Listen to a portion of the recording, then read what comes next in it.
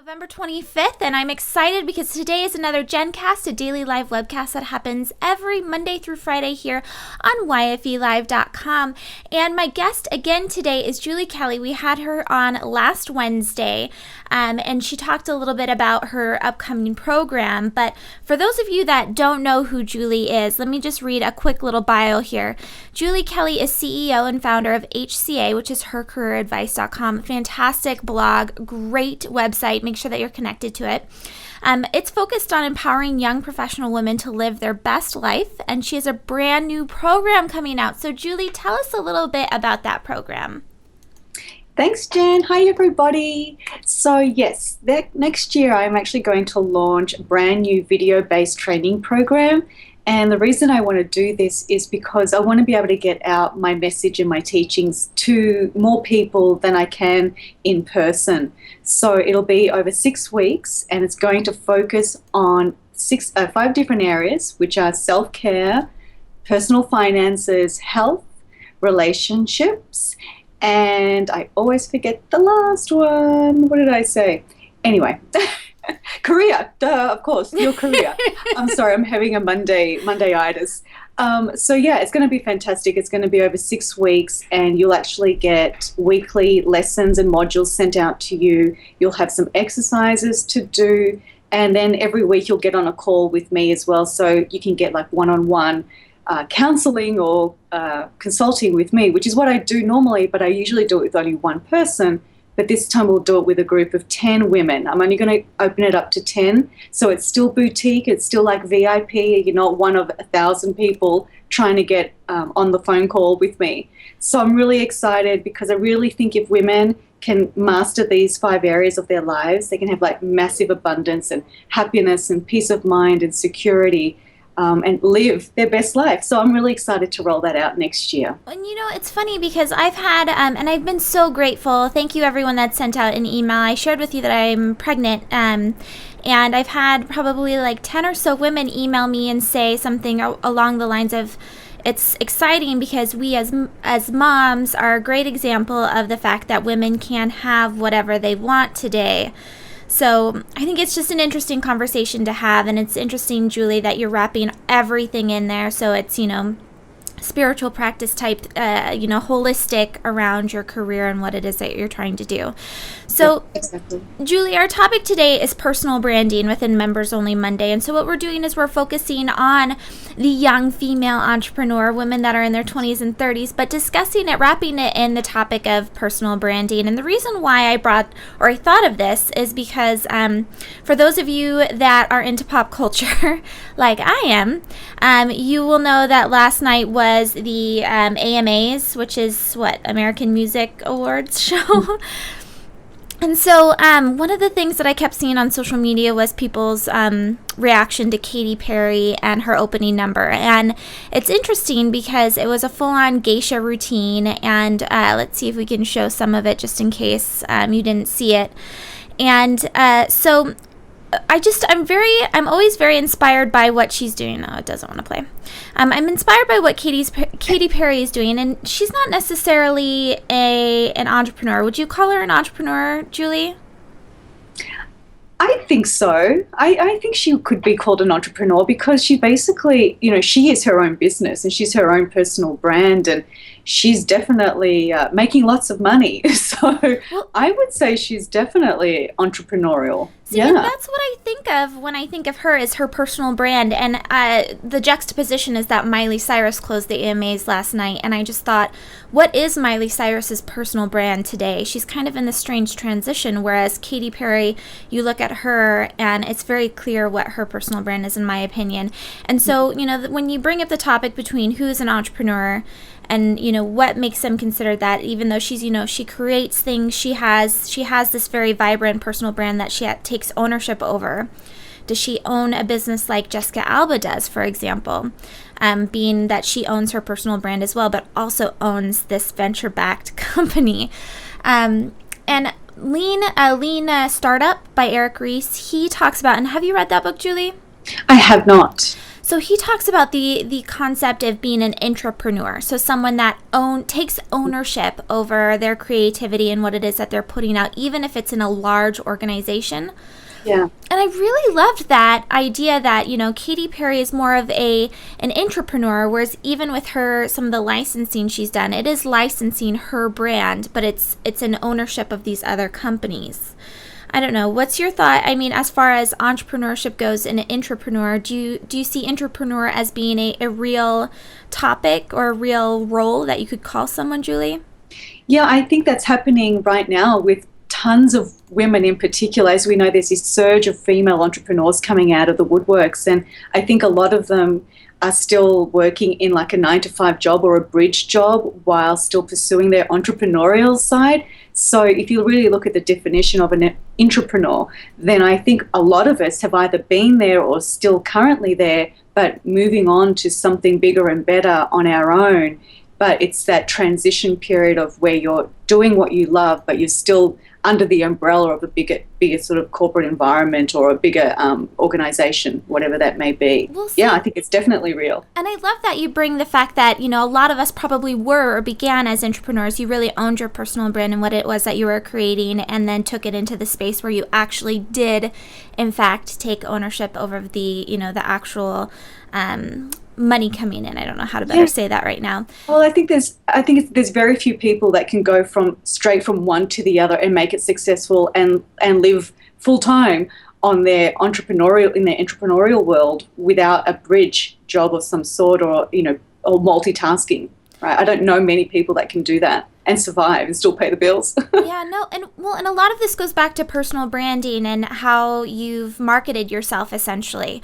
So, and out of this, I was trying to look for examples of my own that I really respect and look up to as far as personal branding goes. And I just wanted to point out a few people within the entrepreneurial world that I thought were doing a good job. And again, today's topic is on personal branding, members only. We're talking about young female entrepreneurs. We're going to get back into Katy Perry shortly.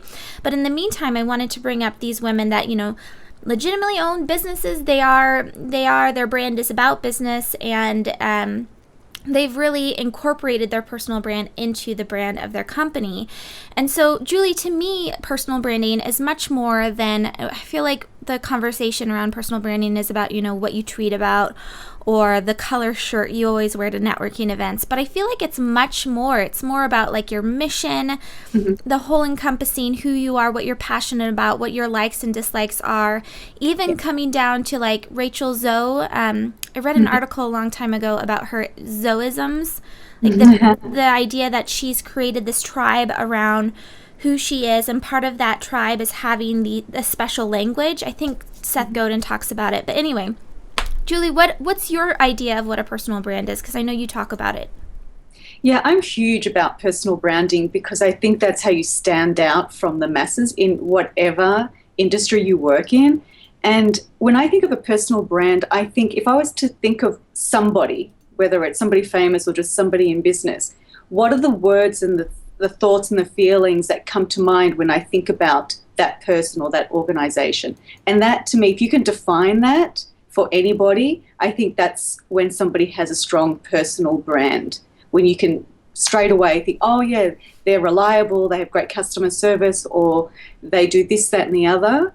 That's when you know you've branded yourself well, because people can identify with who you are and what you stand for as a business or as a person. And that's golden, I think, in any industry. I like that idea that you identify who that person is. And one of the things I did early on in starting in business was read a book, and I've said this a million times, and Robin Fisher-Roffer, and I actually got a chance to meet her just over the phone and have a chat with her, but she wrote a book called, what's it called? Brand Yourself, I think? Something like that.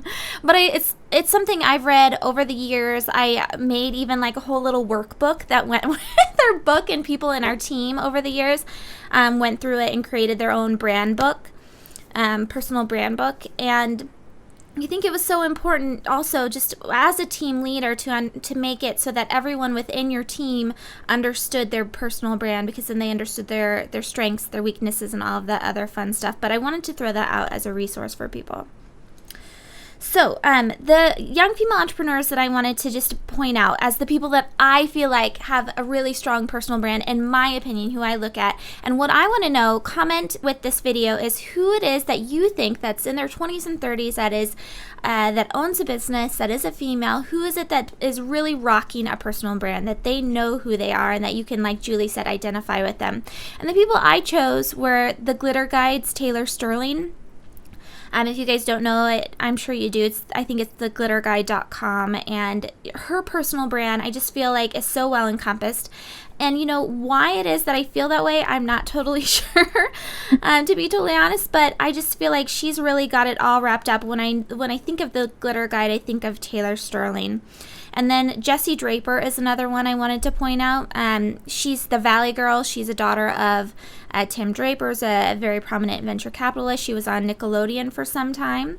And then also Lauren Berger of Intern Queen. I feel like she really takes ownership over her personal brand, and it seeps into her company. And finally, of course, I think this is something that everyone can identify with, is the Tone It Up girls. And the reason why I wanted to point out these examples, and I don't know about you, Julie, is to just, what is it that they're doing? Like, what are the steps, what are the strategies, what are the tactics that they're doing that's helping their personal brand exude over online, that's benefiting their business, that we could replicate, versus just trying to replicate their personal brand and looking at it and saying, oh, that's a success, I'm going to do that for myself. I don't know about you, but I don't think that really works. You know, I think when you can really rock a personal brand, it's when you know exactly who you are and you can be your authentic self, and that just comes out in your personality, comes out as a person, and it comes out in your business. And I think all the girls that you mentioned, they know who they are and they do what they love and they stand by what they promote. And I think if you can do that and be completely authentic and believe in what you do, then it just naturally comes out. I don't think it's something that you have to try and fake or exaggerate to have a great personal brand. You just have to believe in what you do and really be passionate about it, which I believe they all are, and it shows. And really I think it comes down to knowing yourself, and I think that's something that I've gone back and had to re-examine who it is that Jennifer Donogh, who am I and what do I represent, and what is it that I want to get out of this life, why am I here, all of that fun stuff. And I'm really excited to be able to do that through this daily webcast and discuss this with everyone. So, Julie, getting into the celebrity focus of our members only and the idea of Katy Perry, one of the things that I was interested in doing is comparing her to someone like Jay-Z, for example, who's a bona fide mogul, as you can say. He took his personal brand and his career as an artist and really turned it into just a mammoth enterprise. And so I feel like Katy Perry and people like that have such a clear definition of what their brand is can transition, like you said, easily from being someone that is more in that entrepreneur space into an entrepreneur, just like you were saying.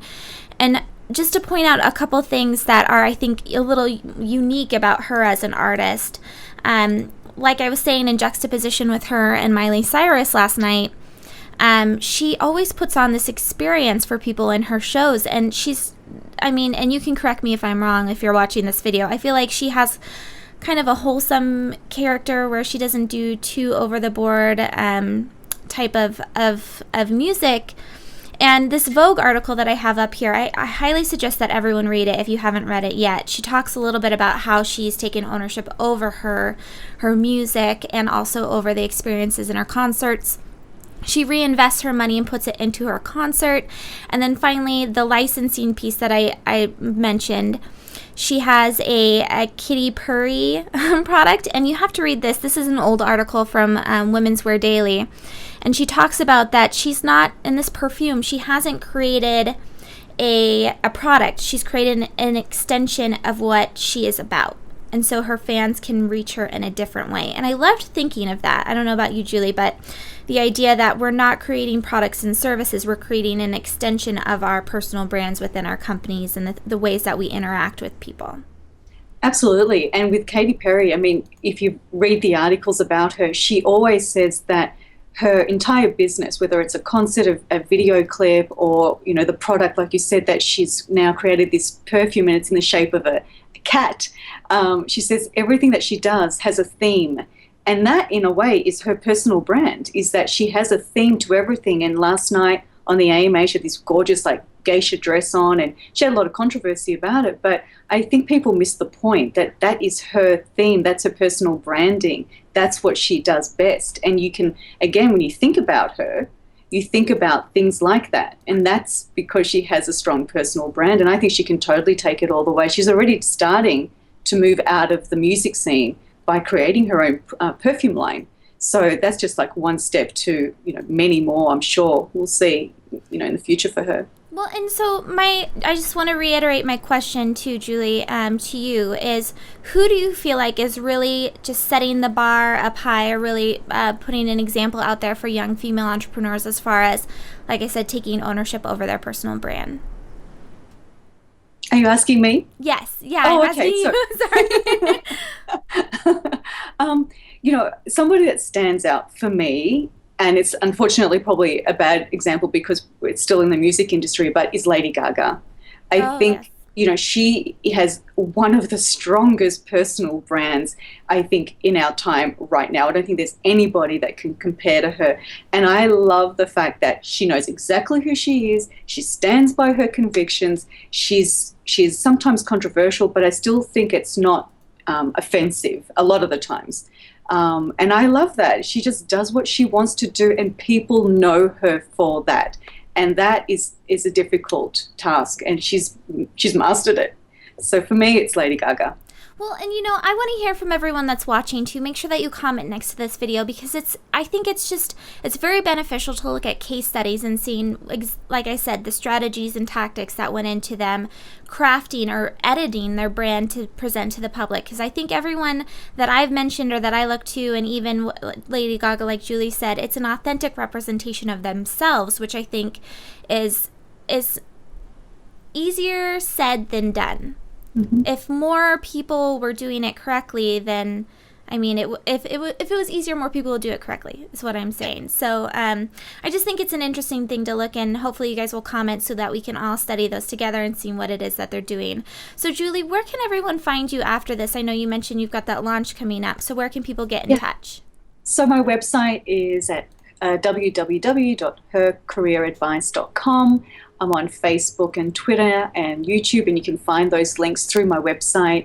And if you want any information, or if you want to get on the wait list for my program for next year, you can just shoot me an email with your contact details at julie@hercareeradvice.com. All right. Well, Julie, thank you so much for being our guest co-host again today. It was fun. Thank you.